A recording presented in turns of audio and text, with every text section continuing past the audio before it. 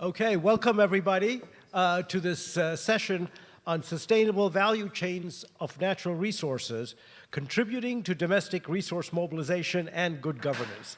That pretty much covers all the themes of this conference. So this is, in many ways, the most important session. But it also talks about a very specific problem, which is how developing countries can get more use out of the natural resource endowment that they have. I mean, it's clearly been a huge cost in terms of what we've given up in terms of making better use of natural resources. Now, there are multiple reasons for this and multiple people who can assist in improving the productivity of natural resources, including the government itself, the civil society, the private sector, and the international sector. So for that reason, we have people from all of these sectors in this session.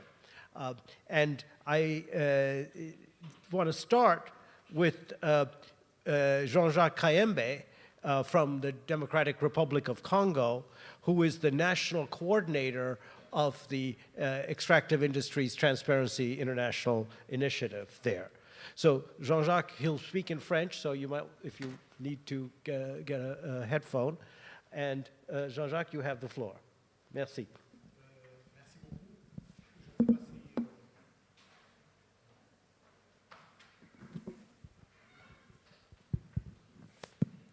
Merci beaucoup.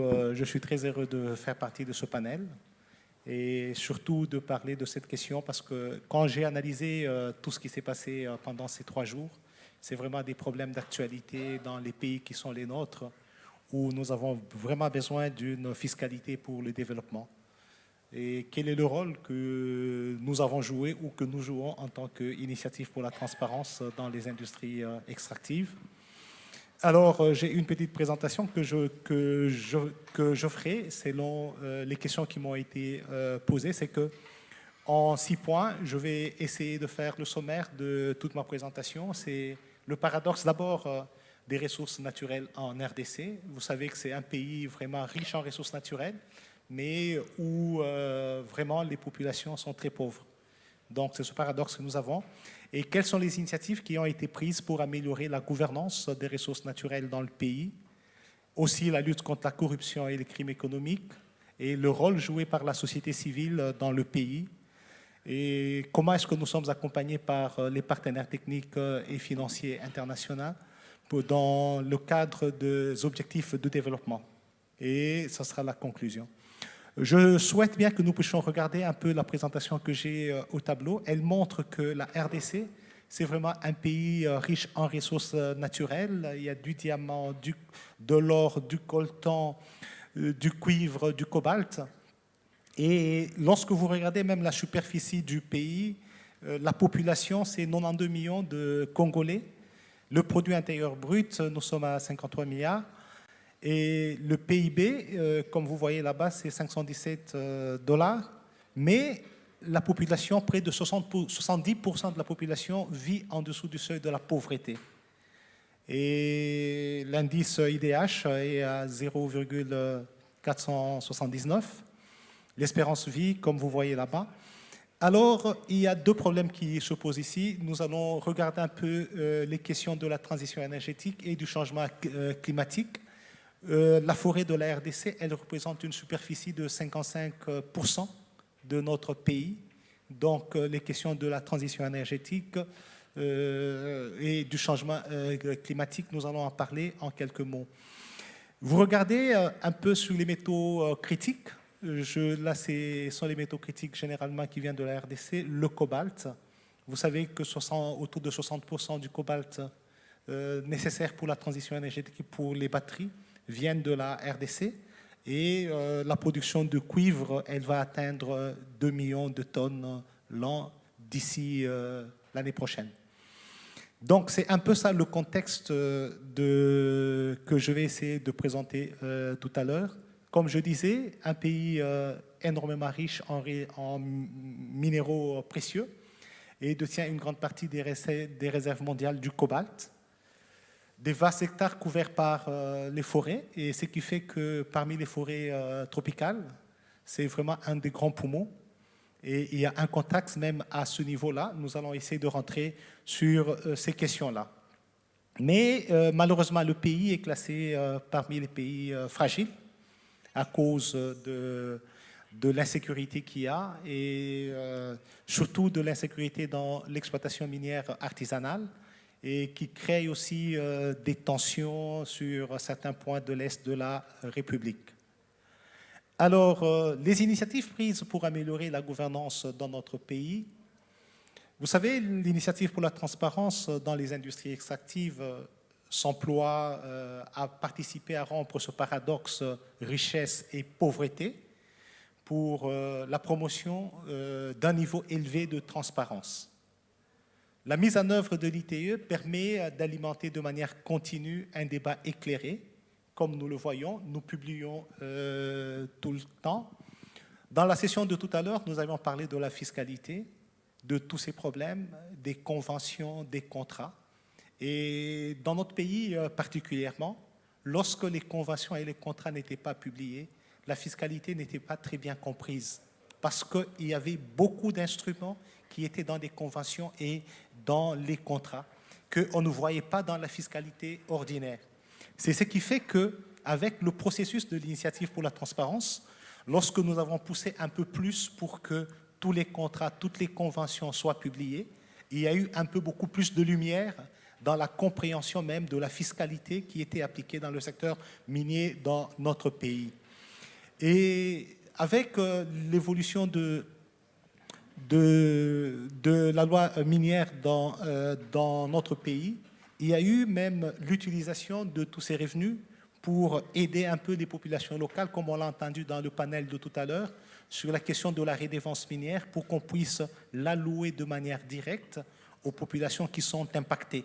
Ça a eu un effet un peu positif parce que il y a quelque temps, quand les populations qui étaient impactées regardaient comment est-ce que les multinationales prenaient le minerai et partaient avec, et qu'il n'y avait rien qui avait impacté, c'est qu'il fallait regarder comment est-ce qu'on peut résoudre cette question avec la redevance minière pour sortir de la trappe de la pauvreté. C'est comme ça qu'avec la révision du Code minier de 2018, il y a une bonne partie qui est vraiment appliquée aux populations qui sont impactées. Alors, l'initiative pour la transparence, nous disposons d'un plan de travail axé sur les priorités nationales, plusieurs axes stratégiques, mais vous savez, avec l'administration qui a été faible, notre administration fiscale, l'un des axes le plus important, c'était le renforcement de la redevabilité des institutions publiques et des industries extractives par des divulgations systématiques de l'information. Vous savez, quand on n'a pas l'information, il est très difficile de réajuster même toute l'ossature fiscale. C'est comme ça que grâce à l'ITE, grâce à cette initiative, nous avons poussé que beaucoup des administrations, les administrations des mines et des hydrocarbures puissent procéder à des divulgations systématiques de toute l'information pour permettre à ce que la gouvernance puisse s'améliorer.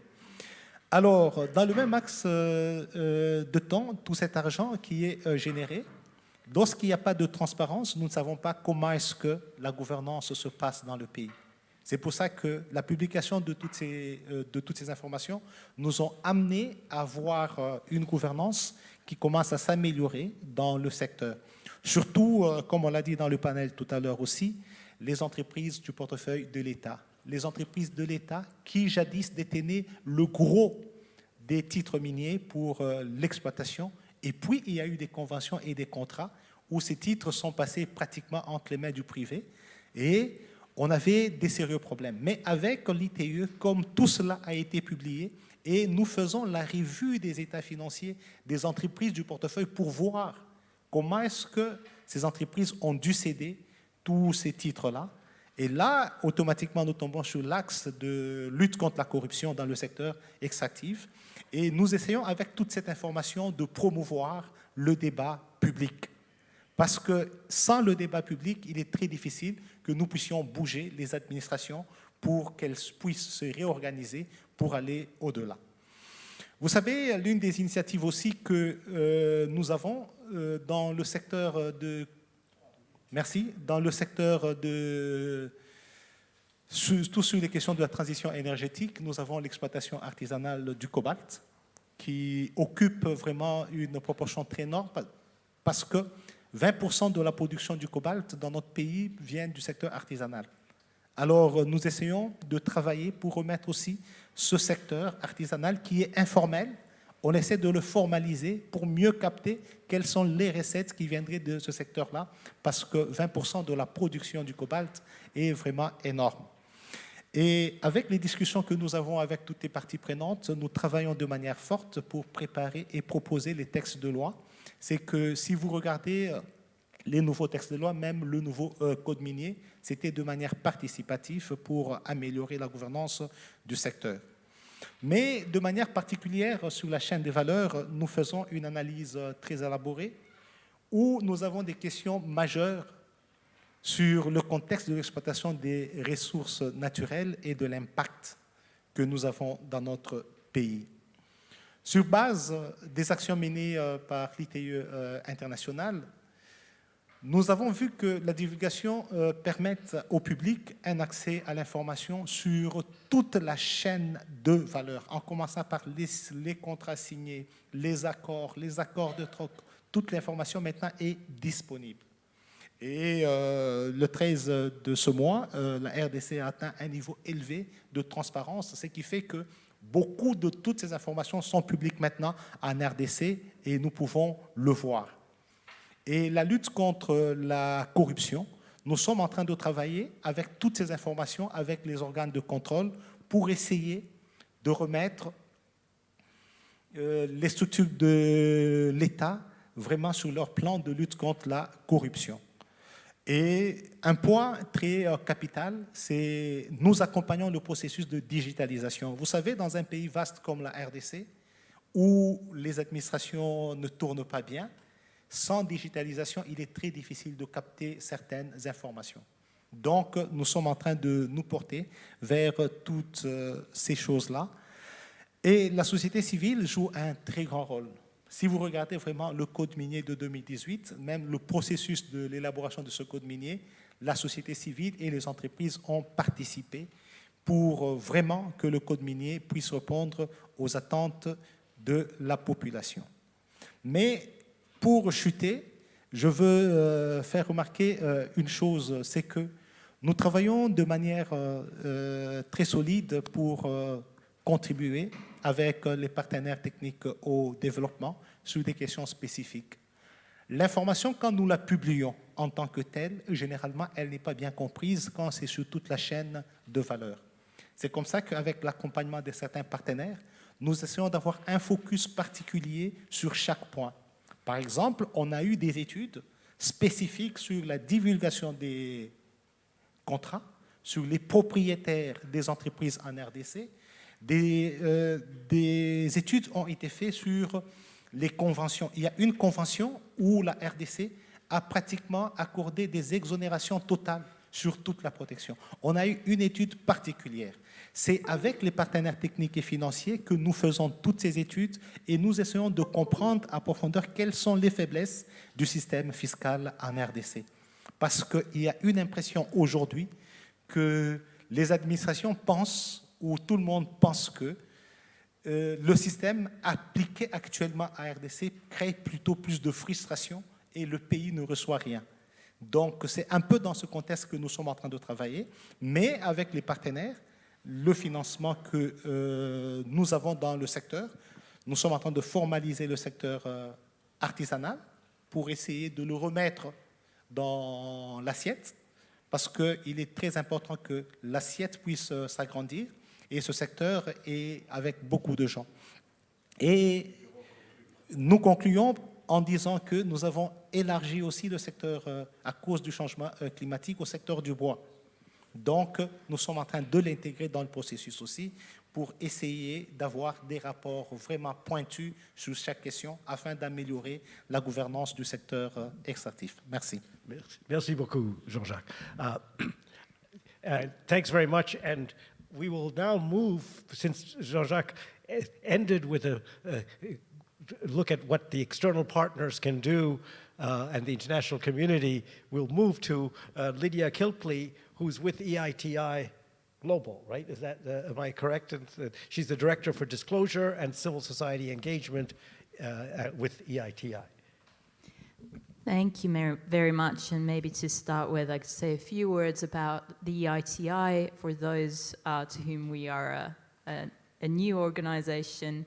The EITI is a leading global standard for the good governance of oil, gas, and mineral resources. We uphold an EITI standard, which 57 countries have signed up to, DRC being one of those, with the aim to increase transparency in the extractive sector and also participation of civil society and extractive companies in decision making. Transparency is definitely a precondition for informed public debates about fiscal regimes, about revenue collection in the natural resource sector. But as we heard from Mr. Kayembe, it's definitely not enough. We need information out there. We also need analysis of that information. We need civil society participation that raises questions based on that information, that enables policy making that is informed and leads to strengthened revenue collection and tax policies. Some of the information that the EITI looks at and that is disclosed in EITI member countries is really focused along the whole value chain, starting from questions like how are oil, gas, and mining licenses allocated, to whom are the beneficial owners behind the oil, gas, and mining companies holding those licenses. What is in the contracts? In the previous session in this room, it was really highlighted how important it is, and also in Mr. Kayembe's presentation, how important it is that the contract terms are known to the public. How much was paid to the government by these companies, and what are the local benefits actually at the community level of these extractive operations.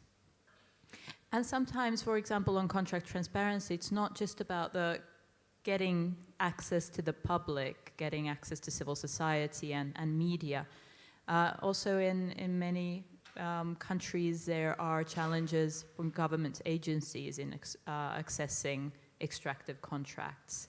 So for example, the Revenue Authority, which is in a key role in collecting taxes and ensuring the sort of compliance implementation of those extractive contracts, doesn't necessarily have access to those contracts, which is of course hugely complicated.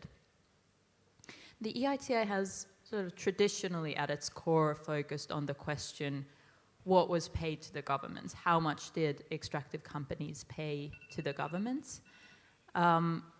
More and more stakeholders are looking beyond that, asking questions that they find as least as or even more relevant than that question, like why were those sums paid? And are there revenue loss risks in the fiscal regime and its implementation? What revenues are expected going further? And the EITI is also seeking to provide the data and the analysis to respond to some of those questions.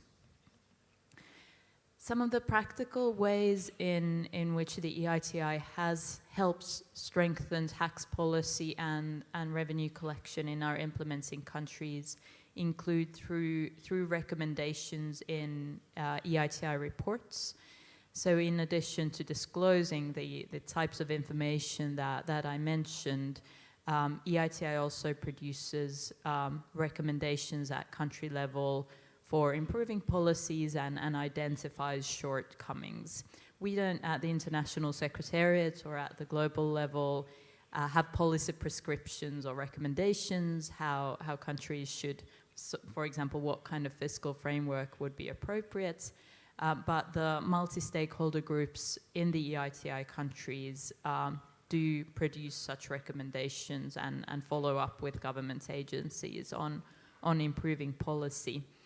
And for example, in Ghana, an impact study showed that Ghana EITI resulted between 2004 and 2018 in a government revenue increase of $714 million US, mainly due to recommendations related to royalty and other tax and payment rates that were then implemented by the government.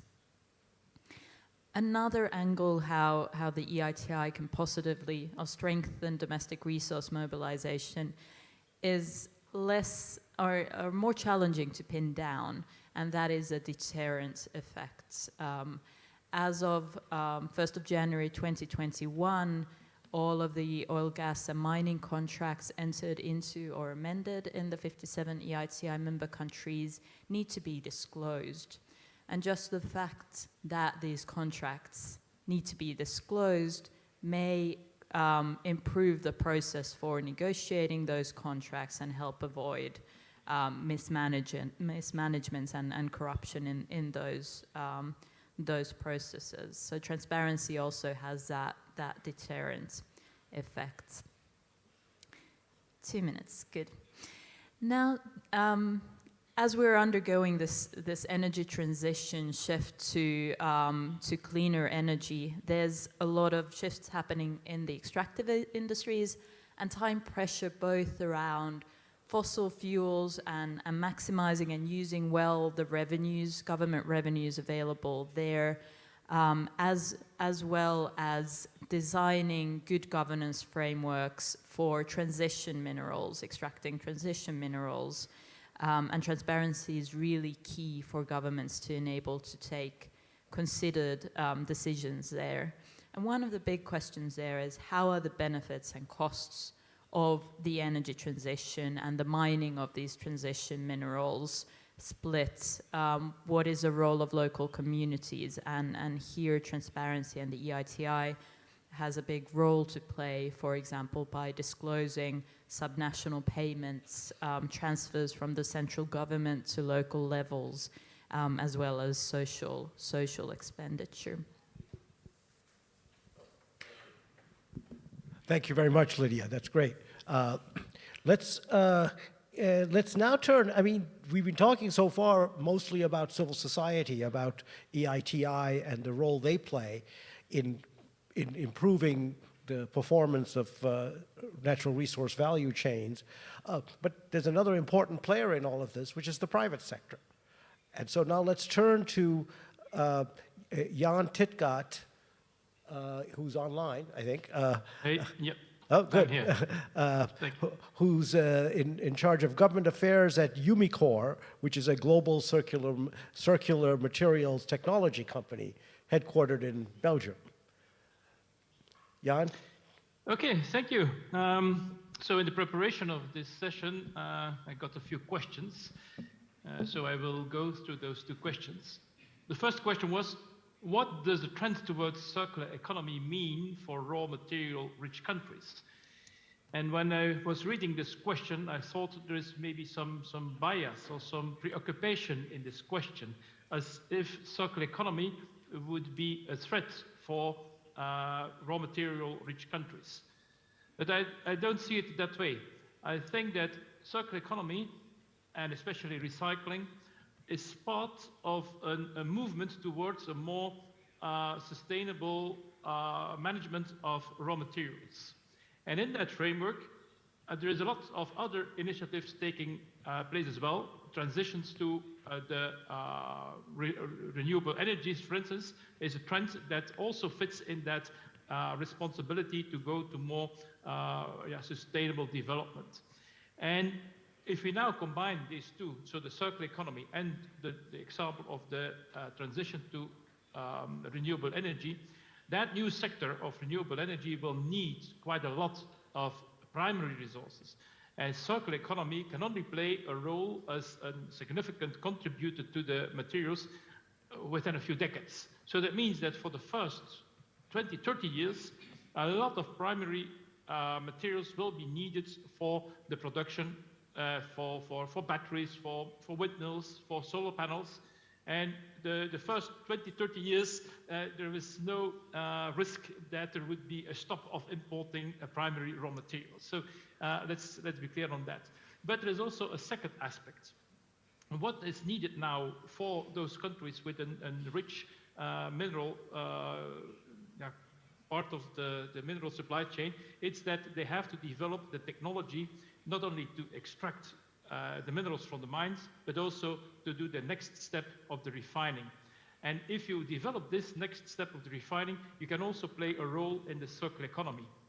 With that knowledge of doing the refinery of primary resources, you can also apply the same technologies, adapted of course, to the circular economy. And if we see today, a lot of the materials have not only a first life, but also a second life.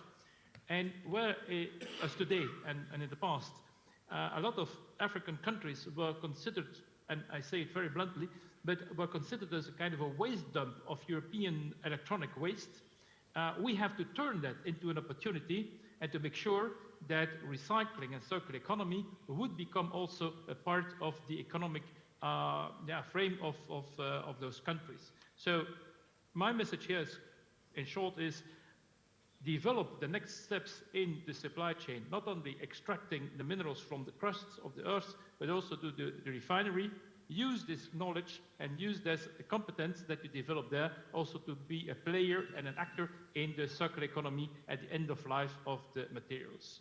So that's my the answer on the first question. And the second question was, how is the private sector contributing to the domestic resource mobilization and in country value creation in partner countries in the global south?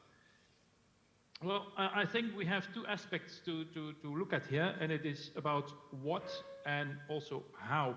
On the what, as I said already in my first answer, metallurgy is in fact, there are three main steps. The first step is the mining, which is the extraction of the minerals out of the crust of the earth. Then the refining, where you extract the metals from the ore, from the mineral, and you produce it, you refine it into a commercial product that is mainly either a pure metal or a metal oxide or a metal salt. And then the third step is the transformation of that, those metals into applications. And our company used to be in the mining, but we are not yet anymore. We are still in the refining, but our main focus today is transformation into battery materials, for instance, or car catalysts. That third part is typically an activity that you do close to your customers, because you need an interaction with your customers to develop the new products and the performance as they desire. The first step, the mining, is clearly done always in the countries with rich natural resources. But the refining, as I said already, that's something you can do either at the mining place or at the transformation place.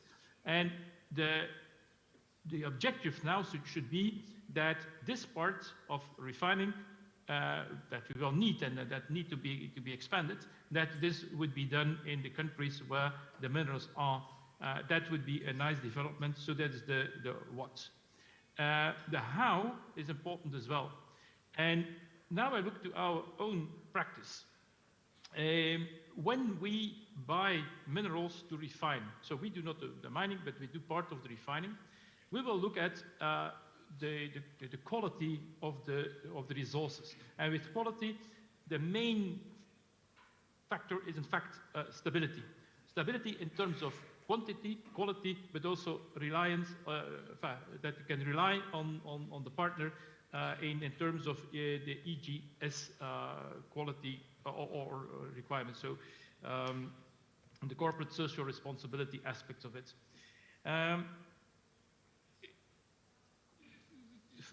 The terms artisanal small mining has already been said by Mr. Kayembe, I believe. He referred to a figure of about 20% of the cobalt produced in Congo is from artisanal small mining. For us, we understand the issues both with large-scale and artisanal small mining. With large-scale, as Mrs. Kilpi already said, transparency on how much value stays in the country.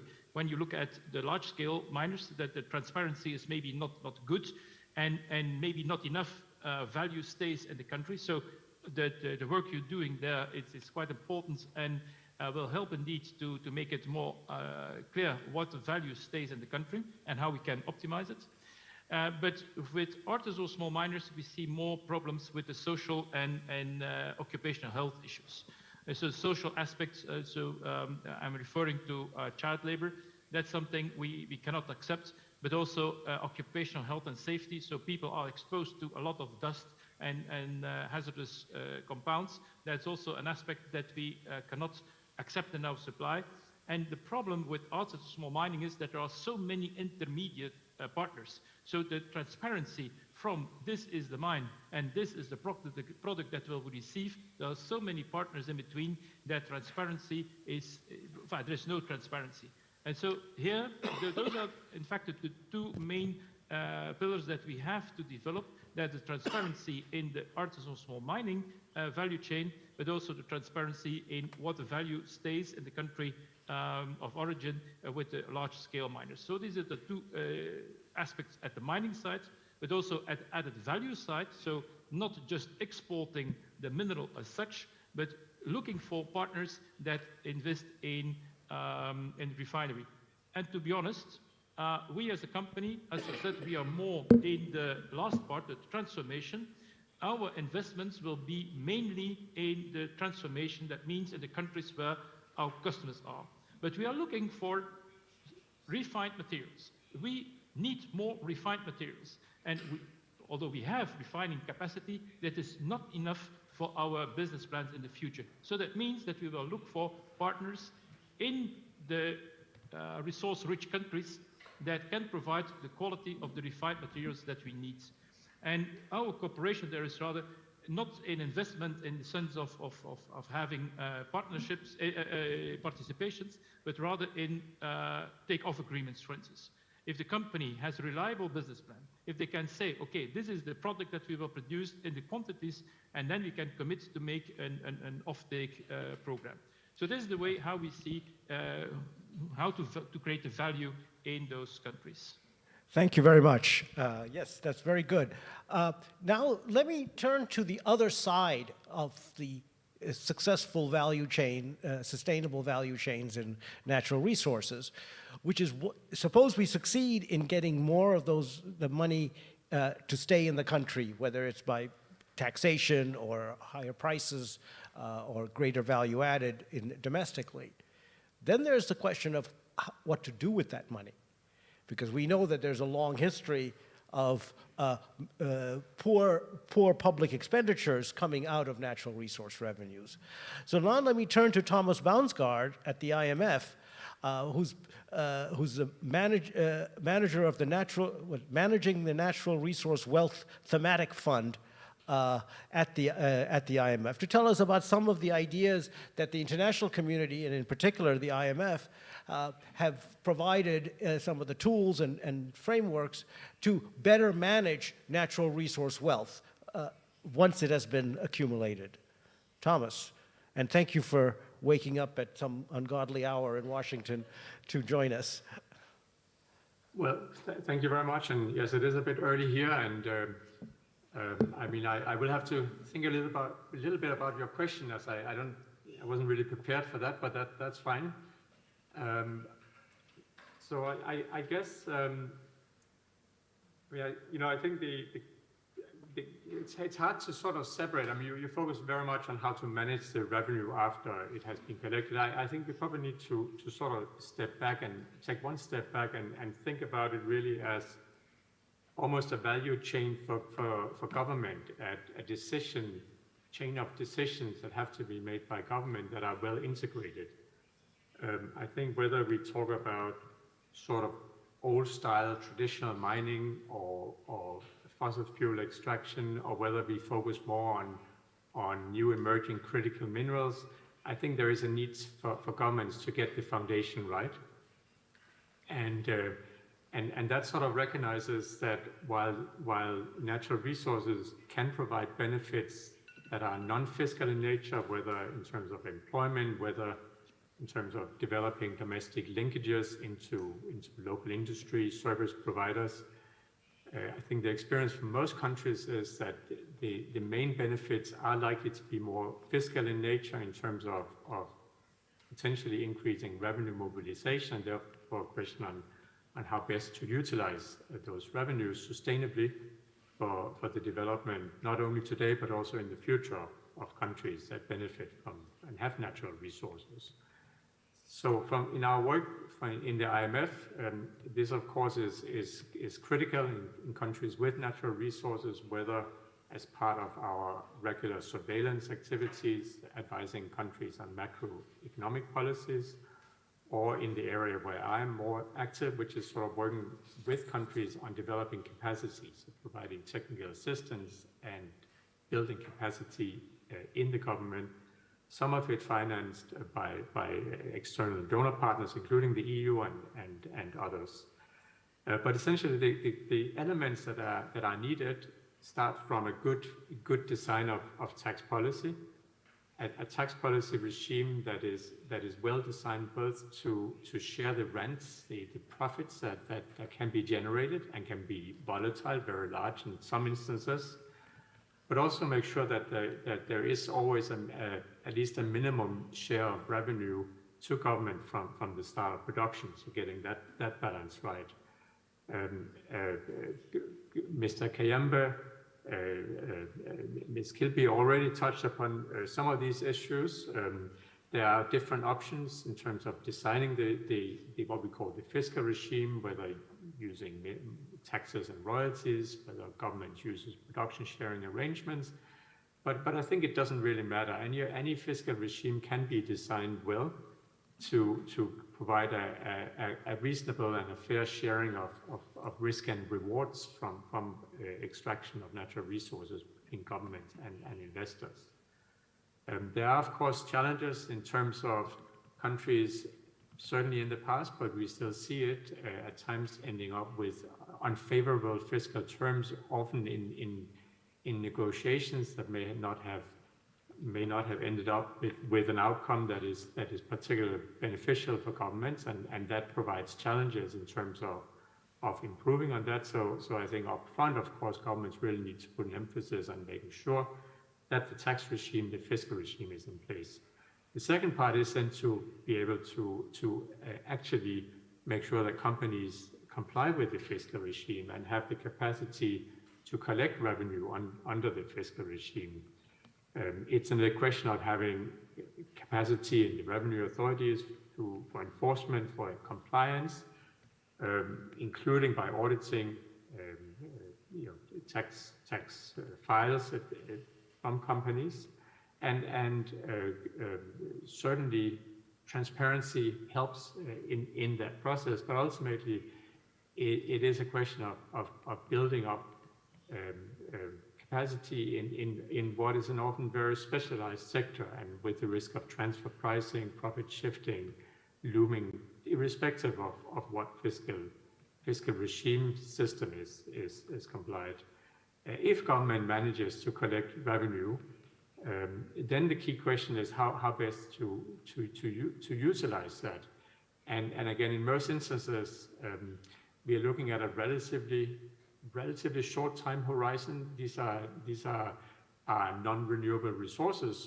So again, I think the government should always think about using the revenue not only today, but also the implications on how much should be saved for future use, whether future generations, or whether to have some money in the bank for a rainy day when commodity prices may fall, and therefore the revenue does not materialize as it would do during boom periods.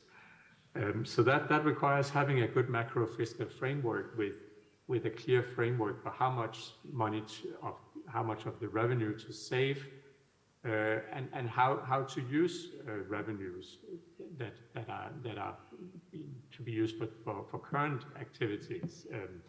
We put a lot of emphasis on making sure that the macro fiscal framework is well integrated into the government's budget framework as well, avoiding to have sort of extra budgetary spending, but really make sure that all spending of natural resource revenue is done through the regular process of setting spending priorities in the budget. I would say that one important issue for natural resources is to think about investing in diversifying the economy. I think that's one way to make natural resource dependent countries more sustainable by consciously investing natural resource revenue in becoming less dependent on natural resources in the future, to essentially focus on diversifying the economy. Lyydia, of course, and Jean-Jaques spoke about corruption, and I think that is something that certainly in the IMF we become very cognizant of the risk of corruption and the importance of having more transparency, stronger governance structures. Transparency is key. Sunlight is the best lubricant, but at the same time, I think we also see that often that's a starting point, and you really need to focus on developing the structures to effectively ensure that there is strong governance throughout the economy. That's something that goes beyond the road perhaps that the IMF has, but we can contribute by certainly putting emphasis on the importance of that. Finally, perhaps I spoke mainly about fiscal issues, but of course there is an angle also to sort of monetary policy, exchange rate policy, and we do see in many countries a risk again that there is a disconnect between fiscal policy and monetary policy frameworks. That's an issue that often doesn't get as much attention, but I think it is important as well. And specifically in many countries that are very dependent on natural resources, we see exchange rates that are sometimes overvalued. That can have an adverse impact, certainly on the fiscal, in terms of not realizing the full domestic currency value of revenues and maybe denominated in foreign currency. But I think it's also a risk about through the so-called Dutch disease effect of crowding out non-resource activities in the economy. So getting again. I mean, if I would try to sum up sort of these thoughts, again, it's about looking at the coherence between the different decisions that the government needs to make, from tax policy, revenue admin, macro, fiscal, and PFM frameworks, but also having the consistency between fiscal policy and monetary policy and exchange rate frameworks. Perfect. Thank you very much, Thomas. All right, so we've been hearing about the integration of the revenue side and the expenditure side and the monetary and fiscal framework from Thomas at the IMF. Let's now turn to the European Commission. Carsten Sorensen, who's the Deputy Head of Unit on International Partnerships, to tell us about how the EU is stepping up its efforts at international partnerships for sustainable value chains in natural resources and the Green Deal in line with the global gateways. The EU seems to like things beginning with G, I guess. And tell us a little bit more about the Collecting More, Spending Better initiative. Yeah, thank you very much for giving me the opportunity to intervene here. First of all, let me congratulate the organizers. I really find the composition of the panel extremely valuable, extremely interesting. You're covering the entire breadth and depth of the topic, which is actually pretty rare for that sort of discussion. So this is makes it all the more interesting.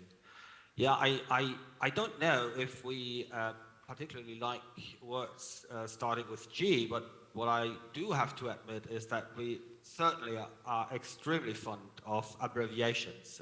So I'll try to avoid them here, because it's getting so far so that we are starting to struggle ourselves. So I won't talk about GG or that sort of thing for Global Gateway and other stuff.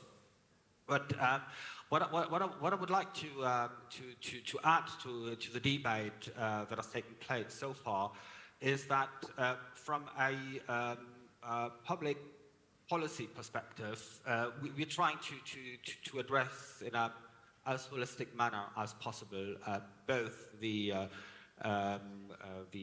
critical raw materials and the domestic revenue aspects.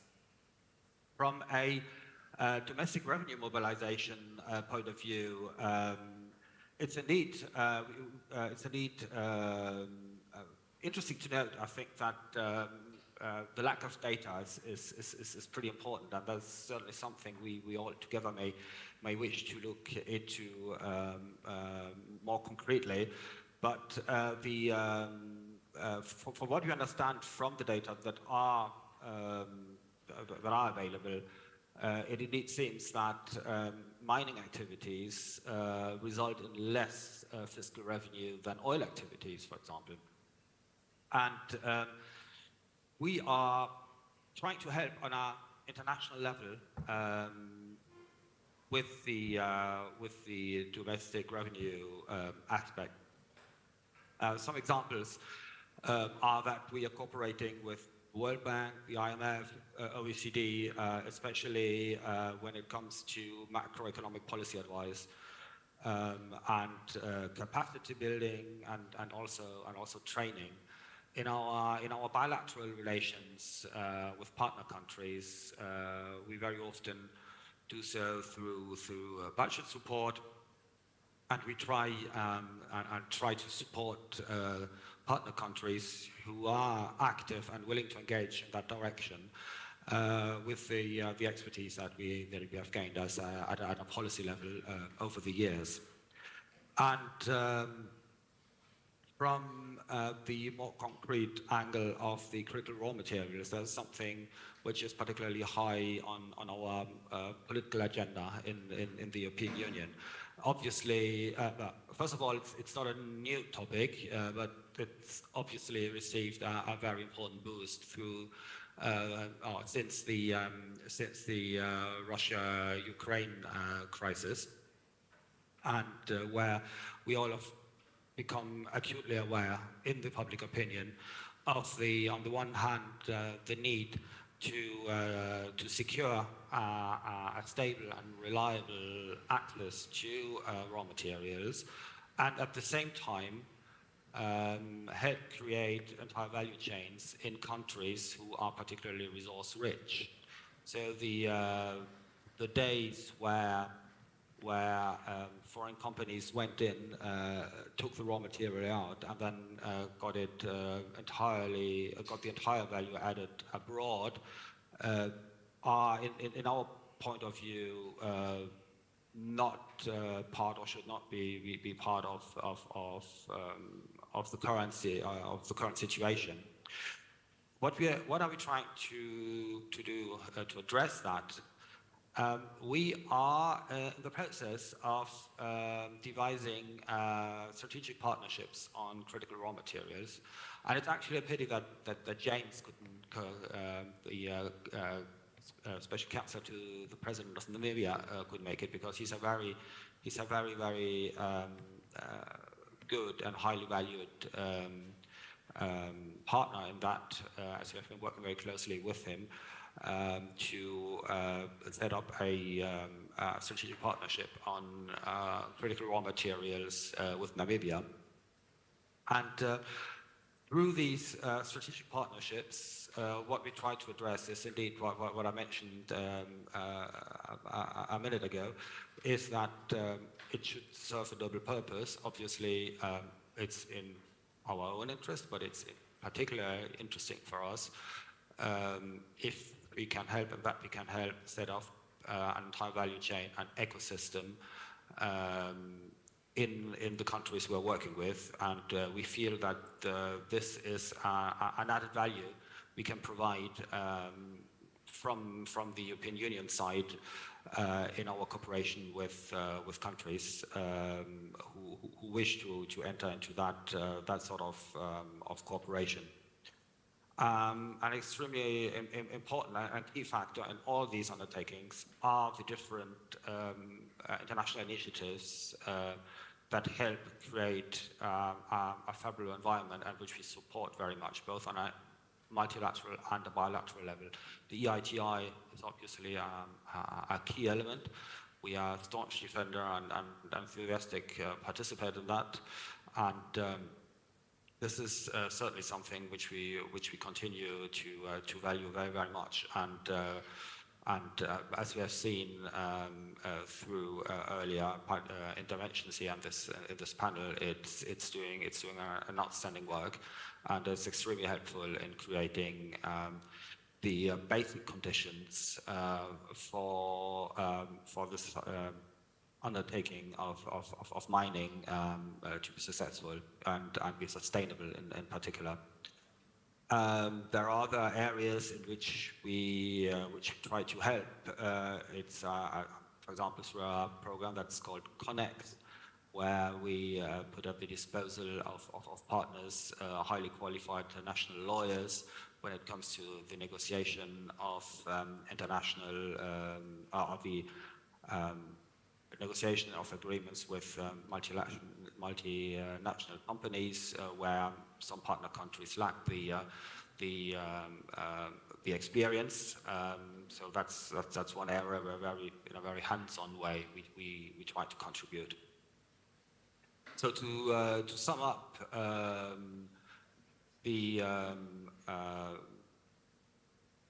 the domestic revenue mobilization in the area of critical raw materials are two areas where we are very much engaged in, both separately and seen together, and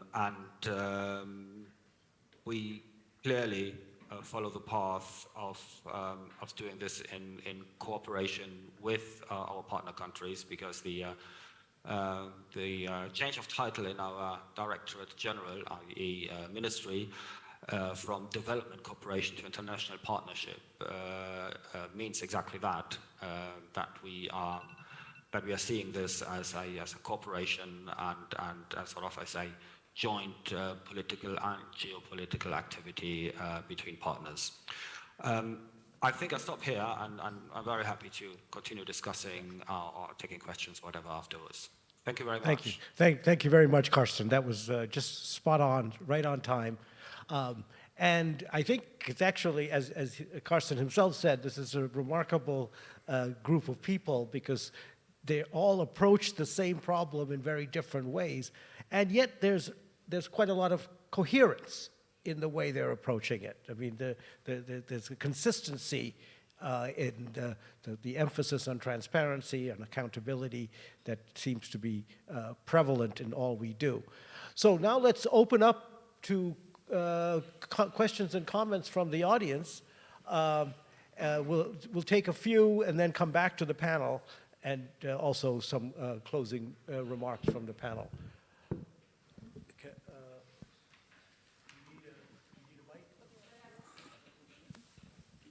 We have three here.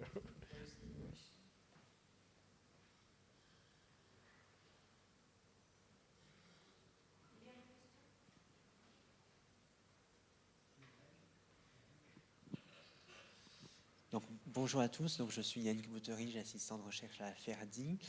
Donc voilà, déjà vous remercie. Ah, pardon, vous m'entendez? Oui. Donc je disais, je suis Lyydia Kilpi, assistant de recherche à Ferdi, donc je voulais vous remercier pour voilà, ces différentes présentations. Je voulais poser une question voilà, plus spécifiquement pour l'NTIE, parce que nous, on travaille sur le secteur minier, donc on utilise beaucoup les données NTIE. On a vu qu'il y a normalement il y a un Google Drive qui au niveau international, qui regroupe tous les pays avec tous les rapports et un fichier Excel. Mais donc, est-ce qu'il y a des initiatives, est-ce que vous avez comme objectif d'aller plus loin, ou est-ce que pour l'instant ce n'est pas d'actualité? Merci.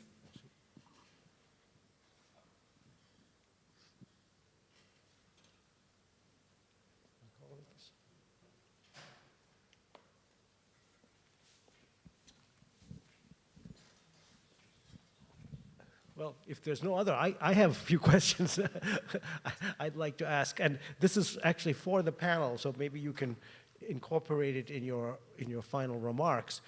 I mean, as I said, there's this remarkable coherence across all of the interventions, and yet I still see that we're not doing a very good job.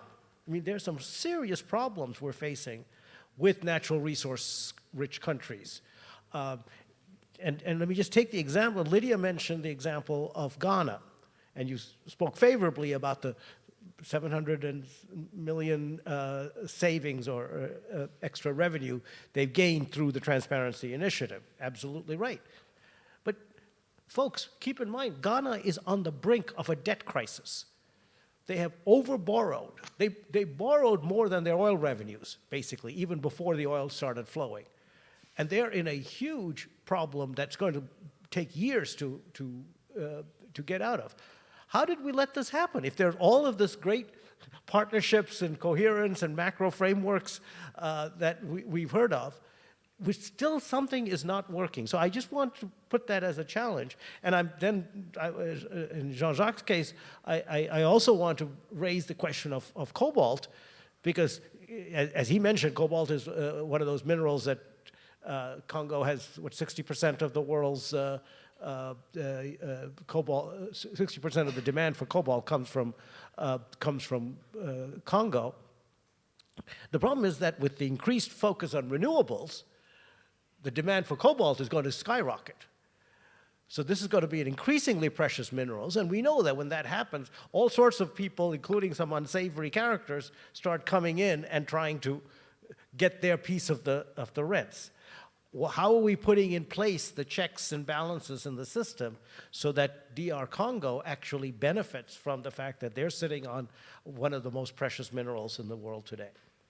So let me then go in the order that people spoke, and let me start with Jean-Jaques Kayembe. Et aussi répondre à la question posée par... Merci beaucoup. Je commencerai par la question de Yannick. Je pense que je me ferai compléter par ma collègue ici, du secrétariat international. C'est vrai qu'il y a des données qui sont publiées par le secrétariat international, mais essayez de vous rapprocher aussi avec certains pays, parce que généralement les données publiées par des pays sont vraiment détaillées. Par exemple, dans mon pays, le cas particulier, nous publions les données opération par opération. Donc, c'est vraiment de manière infinitésimale. Et tandis que quand nous transmettons au secrétariat international, on fait un peu des agrégats. Alors, c'est pour ça que peut-être vous êtes trop rapproché du secrétariat international pour avoir un peu plus, ce sont des agrégats, mais il y a de la cohérence. Mais je vous demanderai de vous rapprocher aussi des données ou des sites de pays où on a des données un peu de manière très détaillée pour les utiliser. Maintenant, la question du cobalt est très capitale pour nos pays, parce que moi, je me demande quelle est la fiscalité qui conviendrait vraiment pour nos pays. Mais il y a un problème. Les conventions et les contrats ont déjà été signés.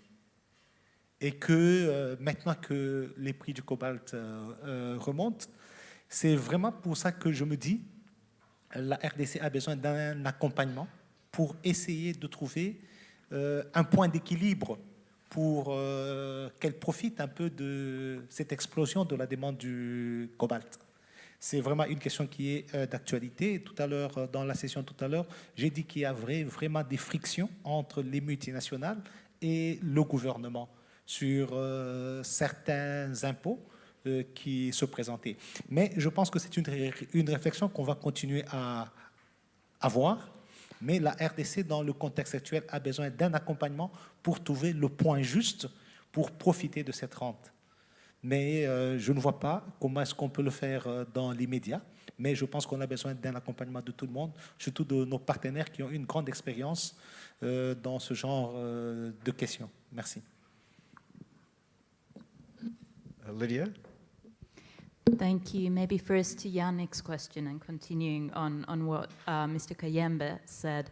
Indeed, the EITI International Secretariat collects a certain set of uniform data from all implementing countries that we have sought to harmonized. So using HS codes for different commodities, using GFS codes for revenues, and disclose that through our database.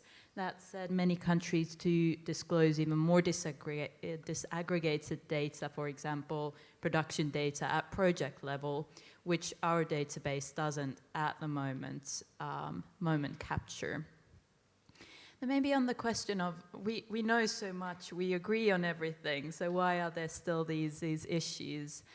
And I think the issue is that it's not a theoretical question. We have a lot of literature about resource taxation. It's a political issue, it's a political economy issue. And politics aren't easy anywhere. It's not just that politics are challenging in African countries. We see that in every country, that there could be theoretical, research-based solutions to issues, and yet decision-making is challenging. And of course goes back to a lot of issues related to power, related to elite captures, just election cycles being short. Decision makers sometimes in all of our countries focus on the next 4 years rather than the next 40 years. Power imbalances between governments and multinational corporations that we've been discussing here. So I don't think there is sort of a silver bullet to solve all of this. I think transparency is definitely a precondition. It doesn't guarantee sort of good policy making, but without that public debate, it's difficult to see how those good decisions could be taken. And recognizing also that we see a lot in the EITI that governments are very diverse. There's not a government in a country. There's different government agencies that play different roles. Some are more reform-oriented. There's individuals within governments that are willing to drive reform, and others that are more sort of in the vested interests that exists, and partnering with those reform-minded individuals and agencies can be quite powerful. Maybe just sort of a last point, this sort of anticipating revenues from the extractive sector is really important for the government to allow for that wise budgeting and planning going forward. And that volatility that is related to extractive revenues isn't going to decrease. And with looking at how quickly technologies are developing versus how long it takes to develop a mine, especially for countries that are quite reliant on 1 or 2 minerals, it might be very difficult to predict their demand in 10, 20 years. And that's something to be mindful of also when spending money today and tomorrow. And partly related to that is also the role of state-owned enterprises and direct state participation in the extractive industries, which requires very careful consideration on how much public funds are invested in the sector and what is actually the expected return of that investment. Okay, thank you very much. Jan from Umicore. Umicore, yeah. Yeah, thank you. Maybe I would like to say a few words on cobalt. And I would like to give a very practical and inspiring example of good governance, in fact. I refer to the European battery regulation, where the Commission has proposed to have extensive due diligence obligations, amongst other for cobalt. So not only cobalt, but amongst other also for cobalt. And it's not only about the mining as such, but it's also about the next step, the refining and the transformation. And so these requirements on due diligence refer to a broad aspect. It's not only about governance, but also the social and environmental aspects of the supply chain. And we believe this is an important first step. Of course, yeah, the European market for cobalt is not that large. It's maybe, roughly speaking, about 20% of the batteries, 25% of the batteries. And the batteries is about 70–80% of the cobalt. So there's still a lot of cobalt that will not be covered by this due diligence regulation. But anyway, it's a good first step, I think, and inspiring maybe for other economies to do something similar, and not only for cobalt or nickel, but also for maybe other minerals to do it in the same way. That's one remark. Then maybe you also worked on the coherence, so that we see there is a coherence in our opinions, but not reflected in real actions. Maybe it's because just now a lot of values come together. So it's the value of the circular economy. It's the value of indeed value creation in the countries themselves. There's a transition of that will need a lot of minerals, and so that we will not be quite selective in where to produce and where to have these refineries. So we have a common growth strategy. So we all have to go and to do something more and to go beyond what we do today. And so that could be now a good momentum to cooperate and to see what we can do better for the next future. Okay, thanks very much. Thomas. Well, I think you sort of hit the nail on its head with your question. Why do we still have so many problems even when there is so much attention to achieving more benefits for countries that have natural resources? I very much agree with Lyydia's sort of focus and looking at it from a political economy angle as well. I think that's certainly part of the part of the constraints and maybe also where solutions should be found. I do want to also have a bit of a sort of a realistic and perhaps a bit of humbleness as well. I think we need to recognize that this can never be and is not an externally driven process. It's not something that outside advisors can come and with some quick, easy fixes. This is very much about an internal decision-making process. It's about countries that have been successful, having been able to build a political, but I think a popular sort of consensus around how natural resources should be managed to the benefit of the countries. So to avoid natural resources becoming sort of a political price that is very vulnerable to short-term political electoral cycles, to have more consistency over time, but also to have both support, but I think pressure from democratic and popular pressure, if you want, for governments to build up strong governance frameworks to address malfeasance when it happens, and to have that accountability through transparency, but also accountability in terms of addressing problems when something goes wrong. And I would say again, it's about developing capacity within government. I think we need to be careful not to put too much resources in terms of developing only outside sort of oversight functions. We really need to realize that the only way that government can make good decisions is to build the capacity inside government structures, whether it's in terms of human capacity, whether it's in terms of governance structures, or sort of the more technical solutions to how to manage resources. But I think that's where, over time, building the capacity inside government is where we can help, while remaining realistic about what outsiders can do, if you want. I would say though, again, I wouldn't be quite as pessimistic as perhaps the tone of your question was, because I do see, I think it's a different world than it was 10, 20 years ago, and there has been a lot of progress. We are by no far where we would like to see the world in terms of how natural resources are managed. But I think a lot of things that sort of happened and governments or companies could get away with 20 years ago, it doesn't quite happen any longer at that level. And there is much more attention to the issues, whether within or outside government, and there is much more capacity as well. So it's a process, but I would like to see it more as a sort of a half full glass scenario rather than an area where we're not making any progress at all. Absolutely. Thanks very much. By the way, by posing the question, I wasn't necessarily being pessimistic. I actually am optimistic on this as well. But I think we should still ask these hard questions.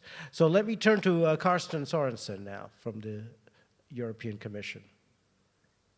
Yeah, thank you. And the EU policy in the matter is very much in line with what we just heard from around the panel.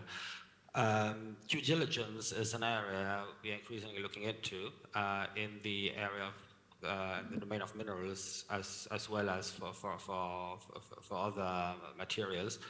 It's simply a matter of our time. Consumers in Europe do not accept anymore wearing clothes or buying devices which have been tainted by serious violations, be it human rights or of environmental nature. And it's indeed very good to see that that many players from the private sector take it up and see it as create an ecosystem and value chains inside our partner countries should give or could give us an edge, as we are not there to add on an additional burden to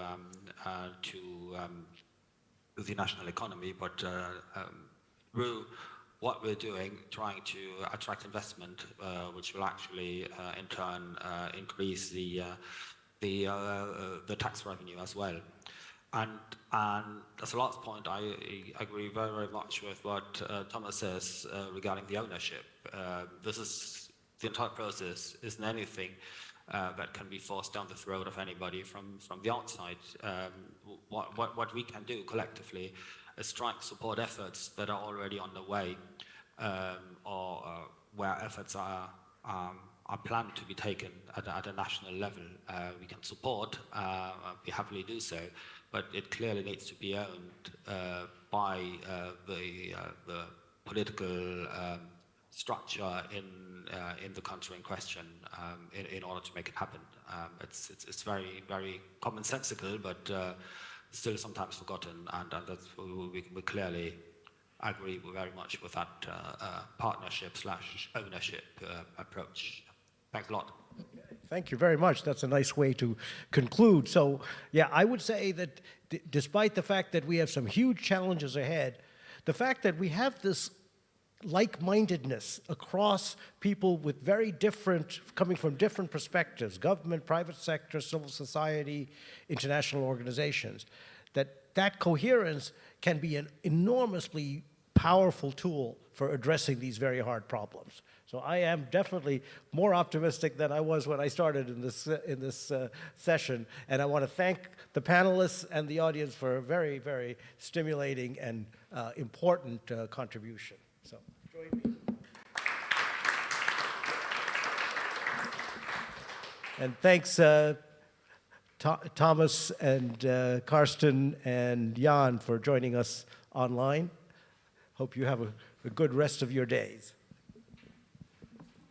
Thank you very much. Bye now. Thank you very much. Bye-bye. And let's toast with a half-full glass then. Bye-bye. And believe it or not, we are very, very, very close to the end. So we invite you, one, to drop off the headsets, please, on the way out, and to just quickly make your way. There's no coffee break. Just quickly make your way to room A4. I think the people in there need more of us to warm up a bit. So just for the closing plenary. So key takeaways from the conference and wrapping up. So A4, just next door. Thank you.